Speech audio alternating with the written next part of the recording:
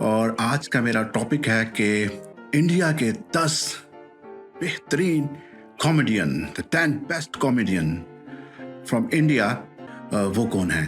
तो आज का शुरू करते हैं। और इसमें मैंने काउंटडाउन ऐसा नहीं किया कि ये पहले नंबर पे है या ये 10वें नंबर पे। ये मैंने उन लोगों को ग्रेडिंग इसलिए दी है कि जिन लोगों के पास फिल्म फेयर अवार्ड है, नेशनल अवार्ड है, तो उनको मैंने थोड़ा ऊपर रखा है। और वो लोग जो सिर्फ ही कॉमेडी करते हैं, इसके अलावा वो कुछ नहीं करते, फॉर एग्जांपल वो कोई सीरियस रोल नहीं करते, सिर्फ कॉमेडी ही करते हैं, इसलिए मैं, क्योंकि ये बेस्ट एक्टर की रैंकिंग नहीं है, ये बेस्ट कॉमेडियन की रैंकिंग है। तो फ्रेंड शुरू करते हैं। तो नंबर 10 पे जो है आज हमारे, वो है संजय मिश्रा। जी हाँ, संजय मिश्रा 1963 को पैदा हुए थे और ये 1995 में पहली दफ़ा ये फिल्म में आए थे बॉलीवुड में, जिनकी मूवी थी ओ डार्लिंग ये है इंडिया।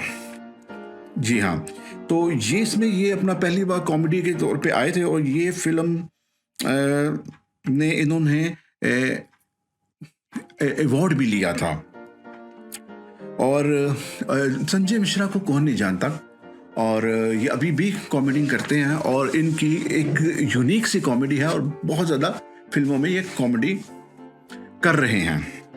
अभी नंबर 9 पे जो मैंने किया है, हालांकि ये नंबर 9 नहीं, ये नंबर 3-4 में होना चाहिए था, लेकिन इनको पता नहीं इतने अवार्ड नहीं मिल सके, लेकिन ये बेस्ट कॉमेडियन है। इनका नाम है असरानी।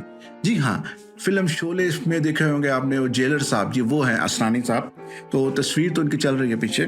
तो ये 1941 में पैदा हुए और 1966 से ये अब तक एक्टिंग कर रहे हैं और ये 300 से 50 ज़्यादा फिल्मों में काम कर चुके हैं और ये हर फिल्म में इनकी कॉमेडी बहुत ज़बरदस्त है। आजकल ये फिल्मों में कम आ रहे हैं, लेकिन ये बेहतरीन कॉमेडियन हैं।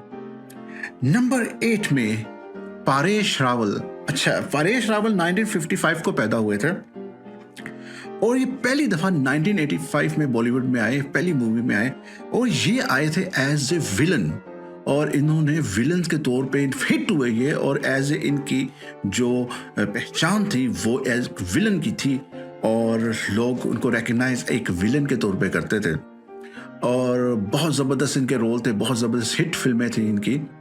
लेकिन इसके बाद इनकी एक मूवी आई जो फर्स्ट एक ट्राई किया प्रोड्यूसर ने, इसकी 1994 में एक मूवी आई थी आमिर खान और सुलेमान खान की, जिसका नाम था अंदाज अपना अपना। तो उसमें परेश रावल को पहली दफ़ा मौका दिया गया कि वो कॉमेडी करें और उन्होंने एक लाजवाब कॉमेडी की कि वो लोगों को इतनी पसंद आई कि उन्होंने फिर तो बहुत फिल्में की। मैं आपको क्या बताऊं, हेरा फेरी, फिर हेरा फेरी, हंगामा, बहुत फिल्में थी जिसमें उन्होंने कॉमेडी की। ये अभी